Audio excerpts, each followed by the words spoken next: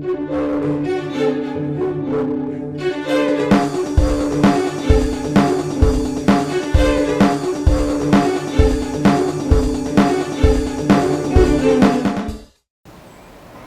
pessoal, vamos começar aqui uma conversa com a professora Tânia Bacelar sobre a questão do Nordeste, que aflorou logo após esse período eleitoral para presidente da República. A primeira leitura que eu gostaria de fazer: o Nordeste derrotou Aécio? Não, quando eu leio os dados da eleição, a minha visão é de que quem derrotou Aécio foi Minas Gerais, onde ele perdeu, e o Rio de Janeiro, né? E um pedaço do crescimento que Dilma teve em São Paulo. Se você somar todos os votos de Dilma no Nordeste, todos os votos de Aécio no Sul-Sudeste, é mais ou menos a mesma quantidade. Ele perdeu nos estados maiores do Brasil, onde ele não conseguiu vencer a presidente Dilma. E a questão da influência do Bolsa Família no resultado eleitoral, que todo mundo diz que a Dilma ganhou no Nordeste por conta do Bolsa Família, isso é verdade? Não, primeiro eu tenho que dizer o seguinte: de onde é que vem essa visão de que Aécio perdeu por causa do Nordeste? Dos mapas. Quando você bota os votos no mapa, aí é verdade que o mapa fica vermelho de Minas para cima e azul de Minas para baixo. Eu tenho cerca de 50 mapas que mostram essa mesma leitura regional para várias variáveis socioeconômicas.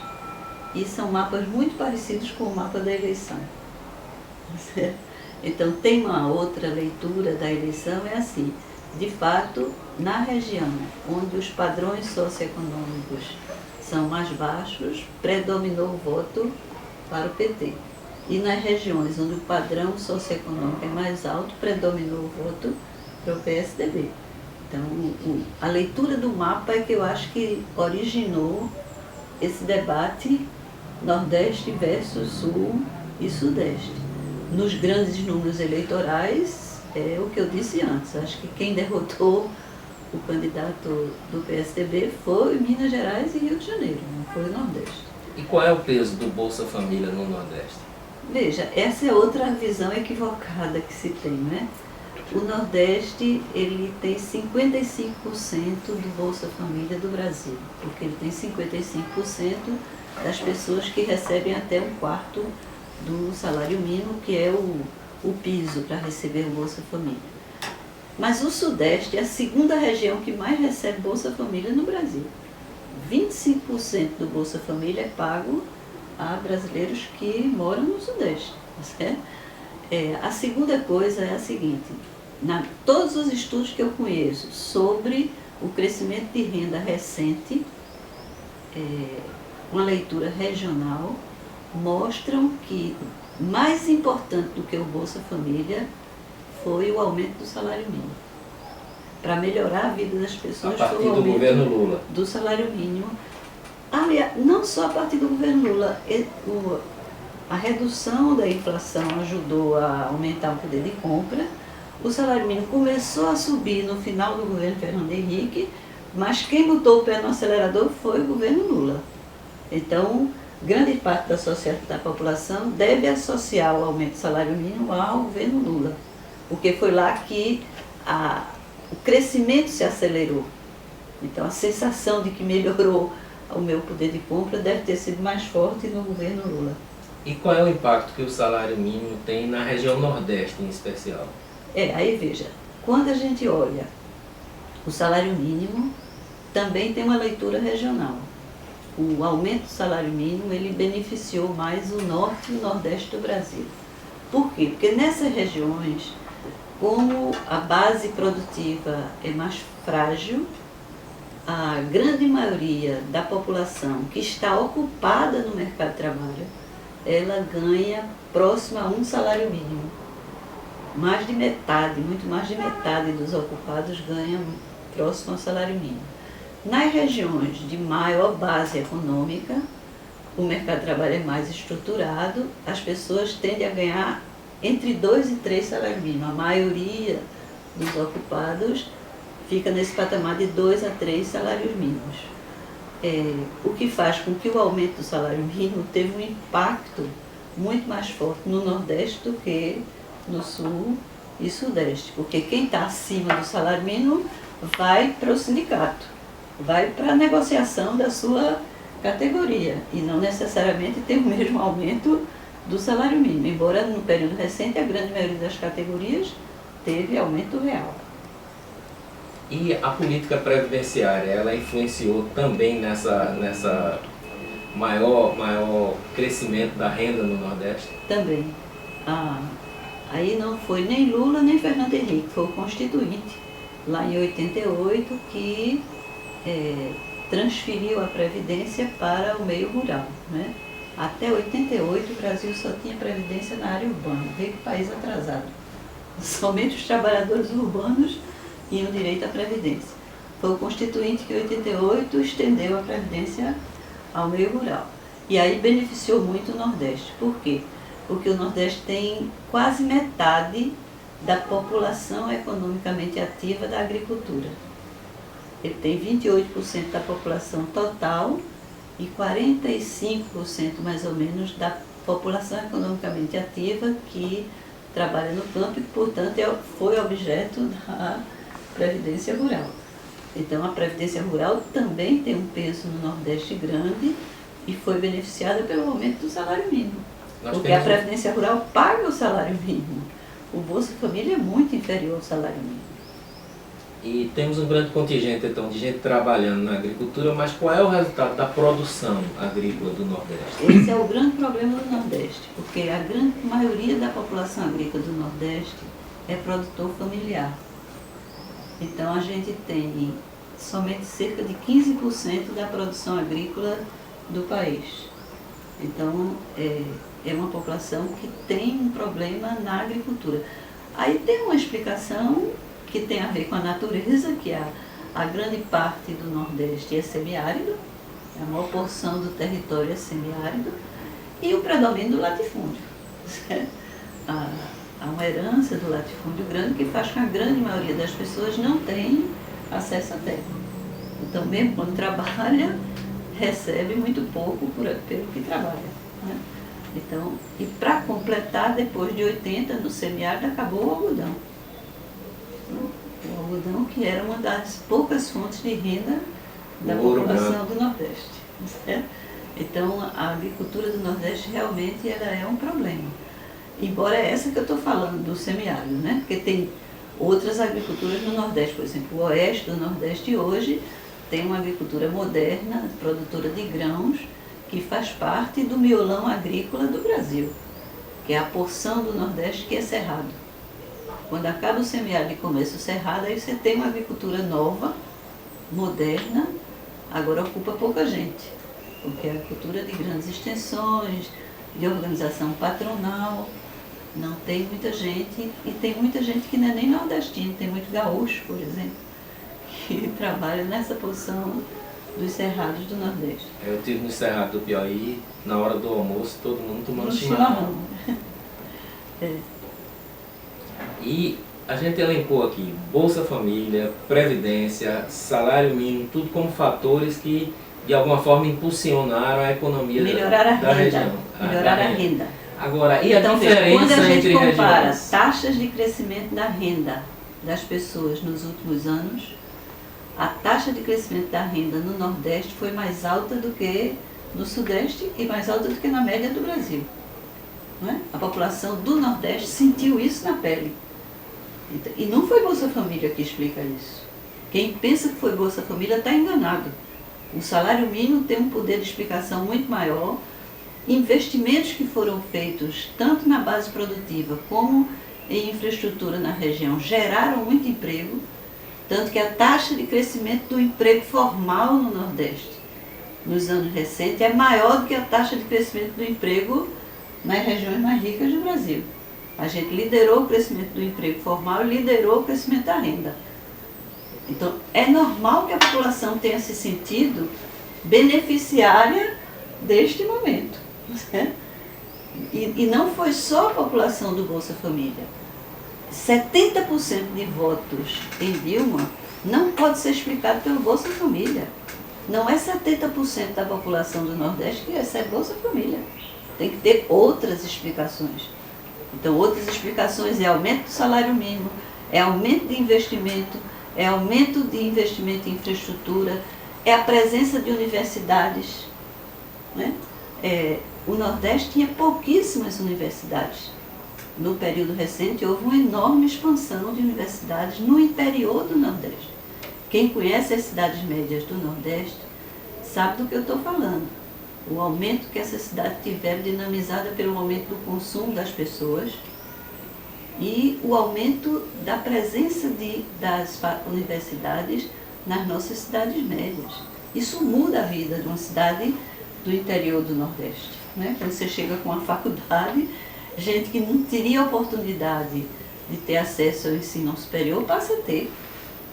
Então, elas se sentem beneficiárias desse investimento. Então, essa é uma mudança também que explica grande parte desses 70%. Provavelmente a maioria desses jovens vota em quem levou à universidade e que permitiu que ele tivesse acesso ao ensino superior. Vou dar o exemplo de Pernambuco. Pernambuco tinha 2 universidades federais, todas 2 no Recife.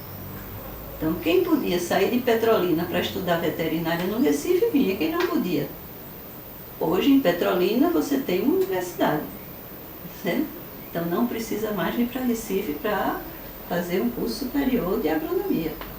Então, com esse crescimento dessa base universitária em todo o Nordeste, também isso vai se confrontar com um discurso que parecia que tinha sido uma base de ignorantes que elegeram uma presidenta que foi um discurso muito radicalizado que teve, principalmente em redes sociais, e que gerou, de alguma forma, esse preconceito hoje, né? Parece que foi um bando de ignorantes, de pessoas de uma região pobre, que viviam mendigando um Bolsa Família e que votaram na Dilma por isso.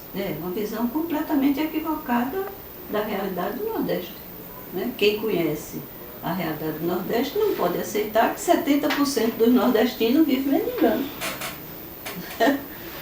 São pessoas que trabalham, que recebem salário mínimo, que se beneficiaram do salário mínimo. São estudantes que não tinham oportunidade de estudar, que passaram a estudar. Se eu botar isso, aí eu explico 70%. Senão eu vou explicar somente quem ganha Bolsa Família. E não dá 70%. Nem a gente queira que dê. Então, essa visão equivocada de quem não conhece a realidade do Nordeste.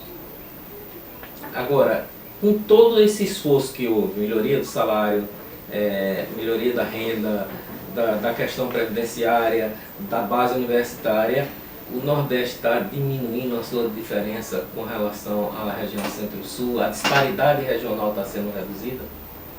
Reduziu pouco, tá certo? Primeiro, no fim do século XX tinha uma tendência a aumentar a disparidade. O Nordeste chegou a ser 13% da economia do país, caiu para 12,5% e no período recente voltou a 13,5%. 13,5% é melhor do que era 12,5%, ganhamos 1 ponto percentual com todo esse esforço que foi feito, e 13,5% ainda é muito pouco para o Nordeste, porque o Nordeste tem 28% da população do Brasil e só tem 13,5% da produção do Brasil. É porque o Nordeste não tem potencial? Por que ele só tem 13,5%? Né? Não tem 40%. Porque quem tem 40%, no século XX, recebeu o grosso do investimento que foi feito no país. Não é porque aqui não tem oportunidade, é porque aqui não teve investimento. Então, onde é que se investiu na indústria nova que a gente plantou no século XX? No Sudeste. Onde é que a gente botou a melhor infraestrutura de transporte? Onde é que a gente botou as melhores universidades do Brasil? Então, teve uma concentração de investimento muito forte numa determinada região e não teve na outra. Então, não é porque os nordestinos não são capazes, não é? E porque a região não tem oportunidade. É porque não teve investimento que fizesse aflorar as potencialidades da região. Por isso que é preciso continuar investindo no Nordeste. esse esforço que foi feito recebe o reconhecimento da população, mas a população do Nordeste quer mais. A população do Nordeste também foi para as ruas em 2013 pedir mais educação, mais saúde, melhoria das condições de mobilidade, né? Porque aqui também falta investimento, né? Então, acho que essa é uma coisa que a gente precisa ter cuidado, né? A região tem muito potencial. Professora, qual é o papel que tem dentro desse crescimento do Nordeste os chamados grandes projetos, como, por exemplo, a ferrovia, que desde que eu sou criança que eu ouço falar, e a transposição do São Francisco, que antigamente era um projeto faraônico de Mário Andreasa, eu fiz várias reportagens sobre isso, tinha túneis e tal. Aí agora surgiu, está sendo implantado, mas é o mesmo projeto. E geralmente quando chega a eleição, aí vem sempre esses projetos como Salvador. Que papel realmente eles terão, um projeto desse porte, para alavancar a economia? A Transnordestina, ela tem um papel estratégico porque o Brasil graneleiro está aqui no oeste, tá certo? O Brasil graneleiro está aqui no centro-oeste, é lá que está crescendo a produção agrícola do Brasil. E essa produção ela escoa pelo sul ou pelo norte. Ou vai para o norte, para Itaqui, ou desce para Santos, que já não aguenta mais. A Transnordestina, ela geraria essa possibilidade de ligar esse miolão graneleiro com o Nordeste Oriental. Então, ela é um projeto estratégico. Beneficiaria Pecém e Suape. Beneficiaria dois grandes portos da região. E, além dela, tem a FIOL da Bahia, que é outro projeto estratégico para o Nordeste. Porque aí ela pega embaixo na Bahia, também liga o litoral da Bahia a esse miolão produtivo do centro do Brasil. As duas precisam chegar na Norte e Sul. Tá certo? Até agora elas estão no meio do caminho. Você começou um investimento e esse investimento ainda está no meio do caminho. A Transnordestina está chegando em Eliseu Martins, no Piauí, mas ela tem que continuar até a Norte e Sul, porque o grosso da produção está aqui no violão do Brasil e a Norte e Sul é a espinha dorsal do sistema ferroviário brasileiro. Certo? Então ela tem que encostar lá na espinha dorsal, como a FIOL também tem que sair de Ilhéus para encostar na Norte e Sul. São dois projetos estratégicos para o Nordeste que estão no meio do caminho. E a transposição? A transposição, veja, uma das poucas regiões do Brasil que tem déficit hídrico é o Nordeste Oriental.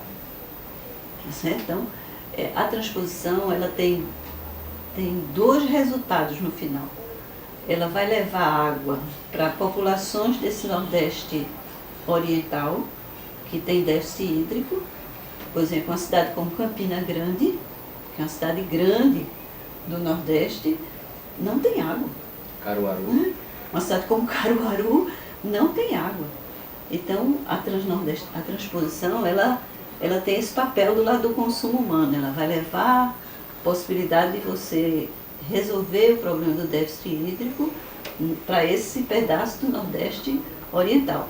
Mas como ela regulariza várias bacias, ela daqui a pouco vai ter outra discussão sobre a transposição, que é lugares que tinham terra boa e não tinha água permanente. Então, alguns vales do Nordeste que têm terra boa e que não podiam produzir porque não tinha água permanente. E outros que estão cedendo água para quem não tem, mas que também está ficando sem água. Então vai ter uma discussão profunda sobre gestão de água. Gestão de água. Isso. Né? Vai ter, mas ela tem um outro papel que é econômico esse. Não é só de consumo humano. Se falou muito em consumo humano, mas ela também vai valorizar muita terra, porque eram terras boas do ponto de vista do solo, mas não tinha água. E agora vai ter água. Tem o Parlamento das Águas, né, que é uma forma de mediar os interesses. Uma grande discussão hoje é quem vai gerir as águas na região. Né? São projetos estratégicos hoje.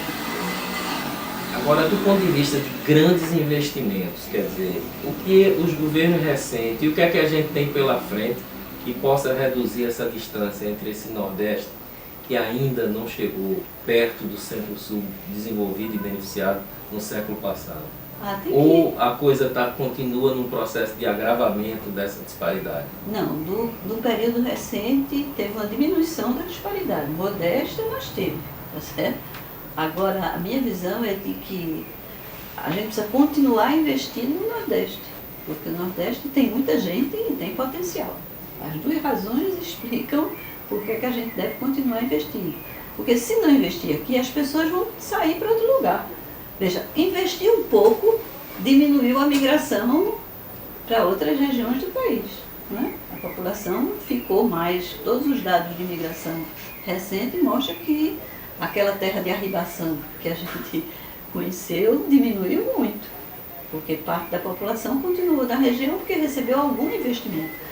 Mas é preciso investir muito mais, porque a diferença ela é muito grande ainda. Com tudo isso que eu falei, cresceu a renda mais rápido, recebeu muitos investimentos. A renda média do Nordeste é 55% da renda média do Sudeste, até hoje. Depois de tudo que a gente fez, vamos fazer o balanço? A renda média do Nordeste é pouco mais da metade da renda média do Sudeste. E por que a renda média do Nordeste é tão baixa? Porque a gente não fez investimento aqui. O investimento que elevou a renda foi feito no outro canto. Não tem uma explicação mais simples do que essa. Acho que o Brasil precisa olhar para o Nordeste do ponto de vista econômico, com esse olhar que eu falei, das nossas potencialidades e da necessidade de investir para aproveitá-las. O povo nordestino é um povo trabalhador, tanto que ele trabalha no Nordeste e trabalha fora do Nordeste. Parte da construção do Brasil fora do Nordeste foi feita pela população nordestina. Então isso não é um bando de vagabundo que não gosta de trabalhar. Isso é uma leitura falsa do nordestino. Agora, eu acho que o Brasil precisa olhar para o Nordeste não só pela dimensão econômica, também pela dimensão cultural. O Nordeste é um dos celeiros culturais do Brasil. Né? O que seria da música brasileira sem o Nordeste? O que seria do cinema brasileiro sem o Nordeste? O que seria da literatura brasileira sem o Nordeste? A gente tem que parar para pensar isso. Certo? O Nordeste teve uma contribuição e continua tendo muito importante na produção cultural brasileira. A gente está diante de um momento na vida da sociedade onde a chamada economia do conhecimento vai ser cada vez mais importante. A economia criativa hoje é discutida no mundo inteiro. Qual é um dos maiores potenciais para a economia criativa do Brasil? É o Nordeste, sem dúvida. Sem dúvida, o Nordeste tem um grande potencial para a chamada economia criativa. Então, há uma contribuição que o Nordeste tem de patrimônio cultural e de produção cultural que eu não imagino o que seria o Brasil se a gente não tivesse contado com essa contribuição, né? Aqui dentro e fora daqui, porque muitas vezes para se realizar, como não se investe aqui, as pessoas têm que ir embora lá para baixo para serem reconhecidas na vida cultural do país, infelizmente, né? Agradecer à professora Tânia Bacelar por essa contribuição, eu acho que por esse esclarecimento. Esse foi um assunto que não foi abordado, infelizmente, nem pelos políticos, nem pela imprensa. É uma oportunidade de a gente entender essa nossa região e foi com esse objetivo que o portal do Nordeste promoveu essa entrevista. Muito obrigado, professora. Obrigada.